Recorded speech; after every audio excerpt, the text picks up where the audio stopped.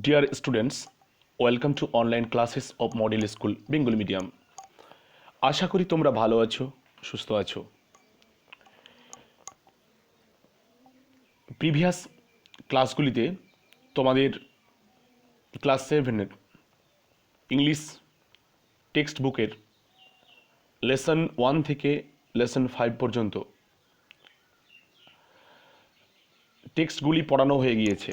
বেশ কয়েকটি লেসনের অ্যাক্টিভিটিগুলির question answer অ্যাক্টিভিটিগুলো মানে সলভ করা হয়েছিল না, সেগুলি আমি পাট পাট করে যেগুলো বাকি রয়েছে আলোচনা করতে সেগুলো আমি এখন ডিসকাস করব।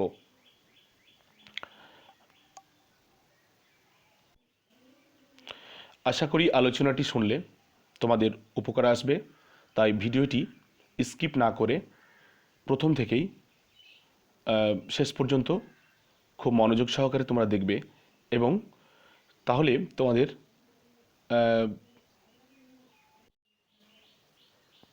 উপকারে লাগবে বলে মনে করি। আজ আমি তোমাদের লেসন 5-এর ক্লাস 7-এর যে টেক্সট বুক রয়েছে তার অ্যাক্টিভিটি অর্থাৎ কোয়েশ্চেন আনসার নিয়ে চলো আলোচনা শুরু করি। তাহলে স্ক্রিনে তোমরা দেখতে পাচ্ছ লেসন 5 তোমাদের টেক্সট বইয়ের Uncle Podger hangs a picture, written by Jerome Klapka Jerome. Jerome Klapka Jerome এই গল্পটি লিখেছিলেন, খুব মজার গল্প। এই গল্পটি তোমরা পড়েছো, সম্ভবত বেশ কিছু অ্যাক্টিভিটি হয়েছিল, তবুও আমি প্রথম থেকেই ইউনিট অ্যাক্টিভিটি 1 থেকে শুরু করে অ্যাক্টিভিটি 8 পর্যন্ত একটা একটা করে স্যাম্পল হিসাবে তোমাদেরকে আমি ডিসকাস করব এবং যাতে করে এই মানে প্রত্যেকটা অ্যাক্টিভিটি থেকে একটা করে অ্যান্সার করানোর ফলে তোমরা বাকিগুলো যেন নিজেরাই করতে পারো সেরকমভাবেই আলোচনা করব। অসুবিধা তোমাদের হওয়ার কথা নয়।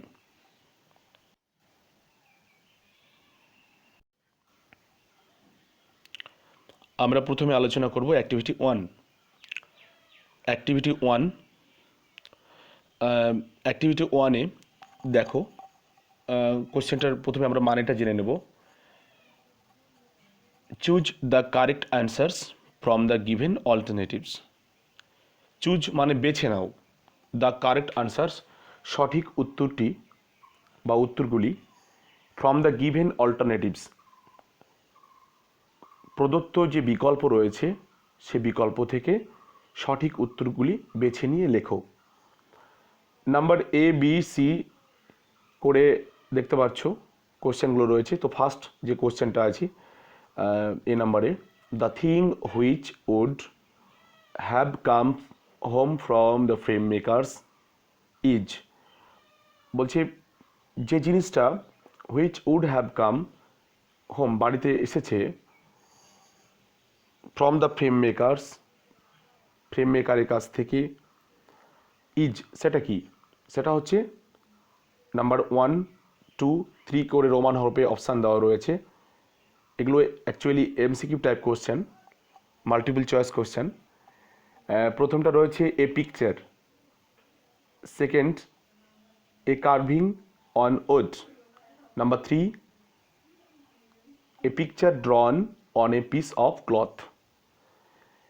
এবারে এই উত্তরটার মধ্যে কোনটা সঠিক উত্তর সেটা আমরা বেছে নেব। আমরা এর জন্য হেল্প নেব কি, এই সমস্ত অ্যাক্টিভিটিগুলো করবার জন্য যতগুলো অ্যাক্টিভিটি আছে আমরা এর আগে যে টেক্সটগুলো খুঁটিয়ে পড়লাম সেই টেক্সটগুলো ইউনিট 1 ইউনিট 2 যে অ্যাকচুয়ালি ইউনিটগুলো আমরা যদি পড়ি সেই ইউনিটের প্যাসেজ থেকে কিন্তু উত্তরগুলো আমরা পেয়ে যাব। তোমরা ভালোভাবে দেখে নেবে এই অ্যান্সারগুলো ইউনিট এর প্যাসেজের মধ্যে রয়েছে। তাহলে এটার সঠিক অ্যান্সার হবে A picture.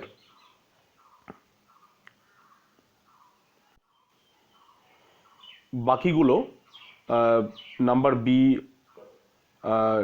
Number C, number D তোমরা এগুলো নিজেরাই দেখে নেবে। আশা করি কোনো অসুবিধা হওয়ার কথা নয়। তোমার প্যাসেজগুলো থেকে ভালোভাবে খুঁটিয়ে খুঁটিয়ে দেখবে, মিলিয়ে মিলিয়ে নিয়ে অ্যান্সারগুলো করবে। এবারে চলে যাব অ্যাক্টিভিটি 2-তে। অ্যাক্টিভিটি 2 অ্যাক্টিভিটি 2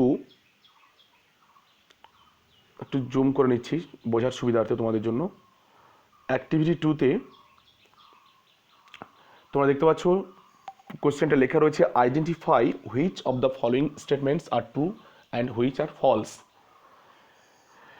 তাহলে বলা হচ্ছে যে নিচের বিবৃতিগুলো, ফলোয়িং যে স্টেটমেন্টগুলো রয়েছে, নিচের যে বিবৃতিগুলো রয়েছে সেগুলোর কোনটা সঠিক কোনটা বেঠিক মানে মিথ্যা, সত্য মিথ্যা তোমাদেরকে চিহ্নিত করতে বলা হচ্ছে, আইডেন্টিফাই করতে বলা হচ্ছে। তারপরে কি বলা হচ্ছে, give a supporting statement for each of your answers. প্রত্যেকটার জন্যে তোমরা কি করবে, একটা করে সাপোর্টিং স্টেটমেন্ট দিতে হবে তোমার উত্তরের সমর্থনে। যেমন দেখো এখানে বেশ অ্যাক্টিভিটি 2 দেখতে পাচ্ছি আমরা বেশ কয়েকটা কোশ্চেন রয়েছে, এ বি সি ডি, এভাবে পরপর 4টে কোশ্চেন রয়েছে। এই 4টে কোশ্চেনই আমরা কি করব, এই 4টে কোশ্চেনের মধ্যে জাস্ট আমি তোমাদেরকে নাম্বার এটা বুঝিয়ে দিচ্ছি, বাকি বি সি ডি এগুলো তোমরা নিজেরা করে নেবে। এর জন্য তোমরা রেফারেন্স বই বা তোমরা প্রয়োজন হেল্প নিতে পারো এবং নিজেরা অবশ্যই বুঝে নেবে। টেক্সট বই প্যাসেজই তোমরা পেয়ে যাবে, কোনো সমস্যা হওয়ার কথা নয়। এবং প্রয়োজনে তোমরা আমাকে কমেন্ট করতে পারো আমার কমেন্ট সেকশানে, আমার ভিডিও তোমরা দেখার পরে পরেই কোথাও অসুবিধা হলেই কমেন্ট করতে পারো, no problem. There was a commotion in the house when Uncle Fudger undertook a job. বলছে একটা কমোশন ইন দ্য হাউস, বাড়ির মধ্যে একটা কমোশন হয়ে হট্টগোল, হই ব্যাপার, হ্যাঁ, এই একটা চাঞ্চল্য আর কি, তা সেটা লেগেই থাকে। কখন সেটা যখন আঙ্কেল পজার কাকা বা পজার খুড়ো কি করে, আন্ডারটুক এ জব, একটা কাজ তার হাতে নেয় বা একটা কাজের দায়িত্ব যখন সে গ্রহণ করে তখন এটা লেগে থাকে। হ্যাঁ, এটা ট্রু না ফলস তোমাদেরকে এটা বলতে হবে। এটা অবশ্যই ট্রু, কেননা আমরা প্যাসেজ গেলে অবশ্যই দেখতে পাবো এটা ট্রু, এটা হবে ট্রু। তাহলে রাইট অ্যান্সার হচ্ছে এটার পাশে আমরা কি লিখবো, ট্রু লিখবো। এবং এই ট্রুটা লিখলেই চলবে না, আমাদেরকে এর জন্য আবার কী করতে হবে, সাপোর্টিং স্টেটমেন্ট দিতে হবে। S for supporting, S for statement, supporting statement মানে উত্তরটা সঠিক হয়েছে, যে ট্রু বলা হলো, তাহলে কেন বলা হচ্ছে, কোন লাইনটা প্যাসেজ থেকে প্রমাণ করছে যে এটা ট্রু, তার জন্য আমরা টি লিখলাম। আর ফলস হলেও সে একই ব্যাপার, ফলস হলে কেন ফলস হচ্ছে, কোন লাইনটা প্যাসেজ থেকে প্রমাণ করছে যে এই সেন্টেন্সটা, যে স্টেটমেন্টটা যে ফলস, সেটা তোমাদেরকে সেই প্যাসেজ থেকে খুঁজে নিয়ে লিখতে হবে। কেমন, তোমরা এগুলো আলোচনা আমি ক্লাসে অবশ্য করেছিলাম, তোমরা অনেকেই জানো, তবুও আবার স্মরণ করে দেওয়ার জন্য বলছি এগুলো অ্যাকচুয়ালি। এবং তোমরা আরও একটা বিশেষ কথা মনে রাখবে যে এখানে জাস্ট যদি তোমাদেরকে শুধু ট্রু ফলস লিখতে বলা হয় তার জন্য 1 নম্বর থাকবে, আর যদি বলা হয় যে ট্রু এবং ফলস সাপোর্টিং স্টেটমেন্ট 1 নম্বর, টোটাল তোমাদের নম্বর হচ্ছে 2 নম্বর থাকবে, তোমাদের টোটাল নম্বর থাকবে 2। এবার তোমরা দেখা গেল যে অনেকে এটা কি করে, ট্রু বা ফলসটা ঠিক লিখেছে কিন্তু স্টেটমেন্ট ভুল, তাহলে সে কিন্তু 2 নম্বর পাবে না, 1 পাবে, সেটাও আমি আলোচনা করেছি। এবং দেখা গেলো যে সে প্রথমে ট্রুর জায়গায় ফলস লিখেছে কিন্তু স্টেটমেন্টটা ঠিক লিখেছে, তাহলে কিন্তু সে নম্বর 0 পাবে, কেননা সে তো যেটা ট্রু বা ফলসের বেস করেই তো সেই স্টেটমেন্টটা দিচ্ছে। হ্যাঁ, এর জন্য সেকেন্ড অ্যান্সারটা কিন্তু ধরা হবে না। ঠিক আছে, তোমাদেরকে এগুলো আমি ক্লাসে অবশ্যই আলোচনা করেছিলাম, যাদের আমার বিশেষ করে 7G তে আমার ক্লাস ছিল তারা অবশ্যই আলোচনা করেছি, তোমরা জানো।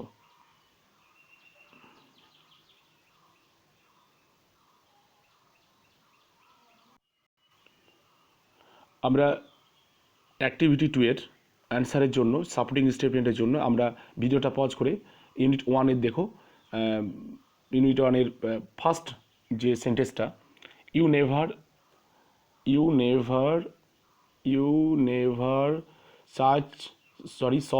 saw a commotion up and down in a house in all your life as when my uncle Podger undertook a job. ব্যাস, এইটুকুই তোমরা কোটেশন ইউজ করতে পারো, তাহলে বেশ ভালো হয়। তোমরা ইউজ করে এইটুকু সাপোর্টিং স্টেটমেন্ট হিসাবে লিখে দেবে, ব্যাস। ঠিক যেমনটা আমরা অ্যাক্টিভিটি 2 এর ফার্স্ট এ নাম্বারের কোয়েশ্চেনটা যেভাবে আমরা সাপোর্টিং স্টেটমেন্ট দিলাম, ঠিক একইভাবে অ্যাক্টিভিটি 2 এর বি, সি, এভাবে ডি, এভাবে তোমরা অ্যান্সারগুলো করবে। কেমন? তোমরা পরপর এইভাবে খুঁজে নেবে তোমাদের টেক্সট যে প্যাসেজটা দেখতে পাচ্ছ সেই প্যাসেজ থেকে, তারপরে অ্যান্সারগুলো তোমরা করবে, এতে কোনো অসুবিধা হওয়ার কথা নয়। কেমন? এবার চলে আসি অ্যাক্টিভিটি 3-তে। অ্যাক্টিভিটি 3-তে তোমরা দেখতে পাচ্ছ যে কোশ্চেনটাকে পড়ে নেব, কী বলতে চাইছে ইনস্ট্রাকশনটা, নির্দেশটা। কমপ্লিট দ্য ফলোয়িং সেন্টেন্সেস, নিচের বাক্যগুলি সম্পূর্ণ করো। নিচের বাক্যগুলি সম্পূর্ণ করো with information from the text. পাঠ্যাংশ যে অংশ রয়েছে, পাঠ্য রয়েছে, যে আমাদের টেক্সট বইটা রয়েছে, প্যাসেজ রয়েছে, সেখান থেকে অ্যাকচুয়ালি তথ্য দিয়ে নিচের সেন্টেন্সগুলোকে কমপ্লিট করতে হবে, সম্পূর্ণ করতে হবে। তার মানে এই সেন্টেন্সগুলো ইনকমপ্লিট রয়েছে, সেগুলোকে কমপ্লিট করতে হবে, এটাই বোঝা যাচ্ছে। যেমন দেখো, একটা জাস্ট তোমাদেরকে বলি, number A, Aunt Podger would ask. আমি প্রত্যেকটারই একটা একটা করে তোমাদেরকে করে দিচ্ছি, বাকিগুলো বি সি ডি যা দুটো একটা করে থাকলে সেগুলো তোমরা নিজেরা করে নেবে। Aunt Pozzer would ask dash after the picture came to the house. তাহলে ওই যে তোমার ড্যাশ যে শূন্যস্থান দেখতে পাচ্ছ, ব্ল্যাঙ্ক জায়গাটা দেখতে পাচ্ছ, ওখানে কি লিখতে হবে? তো ওইখানে ব্ল্যাঙ্ক এই যে জায়গাটা দেখতে পাচ্ছ তোমরা, আমি যেটা মার্ক করে দেখাচ্ছি তোমাদেরকে আর কি, নাম্বার এ এর কোশ্চেনটা আমি করাচ্ছি, আমরা করব একটা জাস্ট। তো এটার অ্যান্সার তোমরা কোথায় পাবে? তো এর জন্যও আমরা আবার ভিডিওটা পজ করলাম, আবারও অ্যান্সার করবার জন্য ইউনিট অ্যাক্টিভিটি 3-র আমরা ইউনিট 1-এ চলে এসেছি। ইউনিট 1-এ দেখো যে কোশ্চেনটা তোমাদের বলছিলাম, তো আন্ট পজার উড আস্ক, তারপরে দেখো এখানে আমরা লিখব, এখানেও ঠিক সেম লাইনটা আছে কিন্তু, sorry, aunt Pozzer would ask এই পর্যন্ত কোশ্চেনে ছিল। তোমরা তোমাদের টেক্সট বইটা সঙ্গে রাখবে, তাহলে তোমাদের খুব সুবিধা হবে বুঝতে। তারপরে কিন্তু ব্ল্যাঙ্ক ছিল, হ্যাঁ, সেই ব্ল্যাঙ্কটার পরেই লেখা ছিল after the picture came to the house. ঠিক ওই ব্ল্যাঙ্কে লিখতে হবে তোমাদের, কি লিখতে হবে, যে বাকি যে অংশটা আছে কি না, বাকি যে অংশটা আছে হোয়াট থেকে শুরু করে লিখবে, what was to be done with it, হ্যাঁ, এই পর্যন্ত লিখলে হবে। এটুকুই তোমাদের আনসার। এবারে নেক্সট অ্যাক্টিভিটিতে চলে যাব, অ্যাক্টিভিটি 4-এ চলে যাব আমরা। আর হ্যাঁ, অ্যাক্টিভিটি 3 তো এই নাম্বারটি তোমাদের কীভাবে অ্যান্সার করতে হবে দেখিয়ে দিলাম। তোমরা দেখলে যে ইউনিটের যে প্যাসেজ রয়েছে সেই প্যাসেজ থেকে তোমরা খুঁজে নিয়ে করবে। তারপর বি নাম্বার, সি নাম্বারগুলো নিজেরা করে নিও। অ্যাক্টিভিটি 4 দেখো, এমনিতে ভিডিও লেংদি হয়ে যাবে, তোমরা হয়তো দেখতে বোরিং ফিল করতে পারো, কিন্তু তার জন্য আমি একটা একটা করে জাস্ট অ্যাক্টিভিটি 1 থেকে কীভাবে করতে হবে সেগুলো আমি একটা একটা করে জাস্ট তোমাদের জন্য বুঝিয়ে দিচ্ছি। তাহলে আশা করি বাকিগুলো তোমরা নিজেরাই বই থেকে বুঝিয়ে নিয়ে করে নিতে পারবে। তাছাড়া কোনো কোয়েশ্চেন যদি প্রবলেম হয় তোমরা আমাকে কমেন্ট করতে পারো, আমি যথাসাধ্য অ্যান্সার দেওয়ার চেষ্টা করব, এতে সমস্যা হওয়ার কথা নয়। অ্যাক্টিভিটি 4 তোমরা দেখতে পাচ্ছ এবার স্ক্রিনে। অ্যাক্টিভিটি 4,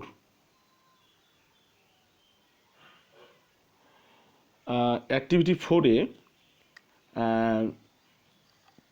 পরীক্ষায় কিন্তু খুব এই ধরনের কোশ্চেনগুলো আসে।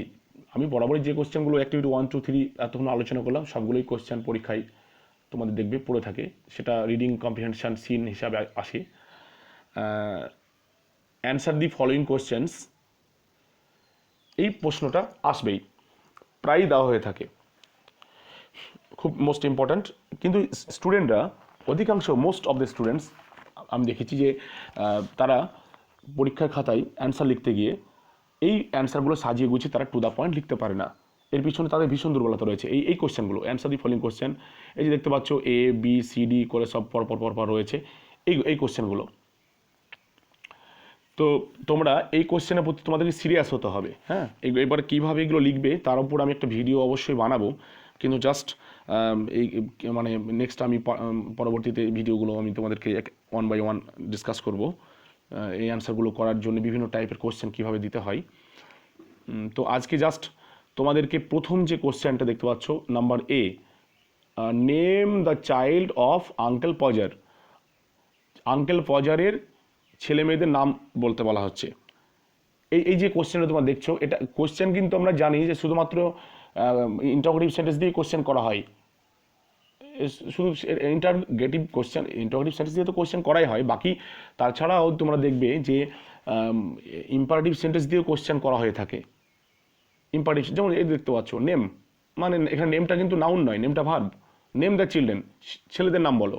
অফ আঙ্কেল ফজার, আঙ্কেল ফজার, ফজার খুড়োর যে মানে ছেলেরা রয়েছে, তার যে সন্তান রয়েছে, তাদের নামগুলো জানতে চাইছে। এটা কিন্তু নেম কিন্তু এখানে নাউন নয়, নেম অ্যাকচুয়ালি নাউন হিসেবে ব্যবহার হয়, আবার ভার্ব হিসাবেও ব্যবহার হয়, কিন্তু এই সেন্টেন্সটিতে নেম এখানে ভার্ব হিসাবে ব্যবহার হয়েছে। তো চলো দেখি অ্যান্সারটা কী হতে পারে। আমরা এই অ্যান্সারটা টেক্সট বই থেকে খুঁজলেই আমরা পেয়ে যাব যে দ্য চিলড্রেন, তাহলে আমরা অ্যান্সারটা সাজিয়ে কীরকম লিখতে পারি।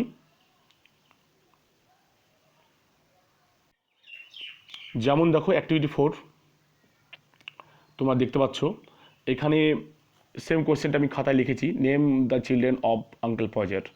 এটা 1 নম্বর বা 2 নম্বর আসতে পারে। হ্যাঁ, যেমন অ্যান্সারটা দেখো তোমরা, এই যে অ্যান্সারটা এখানে দেখতে পাচ্ছ, অ্যান্সারটা এখানে দেখতে পাচ্ছ যে the children of Uncle Podger were Tom and Maria. ঠিক আছে, তাহলে প্রথমে আমরা এই অ্যান্সারটা লেখার জন্য কী লিখলাম, প্রথমে যখনই তোমরা এই অ্যান্সার লিখবে তখন তোমাদেরকে কী করতে হবে, তোমাদেরকে আমি লাল কালার করে নিচ্ছি বোঝার সুবিধার্থে। হ্যাঁ, তোমাদেরকে কি করতে হবে, তোমাদেরকে প্রথমে লিখবে সাবজেক্ট, তারপর ভার্ব, তারপরে অ্যান্সার পার্ট মানে আদার্সে অ্যান্সার পার্টটা লিখবে। হ্যাঁ, আদার্সের মধ্যে অ্যান্সার পার্ট, তাহলে লাস্টে ফুল স্টপ বসে। তো এই যে গঠনটা, তোমাদেরকে কিন্তু এই গঠনটা মনে রাখতে হবে। এই গঠন অনুসারে কিন্তু আমরা সবসময় অ্যান্সারগুলো সাজিয়ে নেব। তাহলে প্রথমে কি বললাম, সাবজেক্ট, ভার্ব, অবজেক্ট বা আদার্স, এখানেই তোমার কী থাকবে, অ্যান্সার পার্ট থাকবে, অ্যান্সারটুকু থাকবে। এবং সাবজেক্ট ভার্বটা তোমরা কোশ্চেন থেকে নিজেকে সাজিয়ে নিতে পারবে। আর অ্যান্সারটুকু যেটা ও লিখেছি আমি, এই ও এর জায়গাটায় বা আদার্স বা তোমরা মানে অ্যান্সার পার্ট বলতে পারো, সেই পার্টে তোমরা যে উত্তরটুকু পাবে সেটা প্যাসেজ থেকে খুঁজে নিয়ে সেই অ্যান্সারটুকু সেখানে সেটিং করে সাজিয়ে গুছিয়ে লিখতে হবে, ব্যাস এই হয়ে গেল।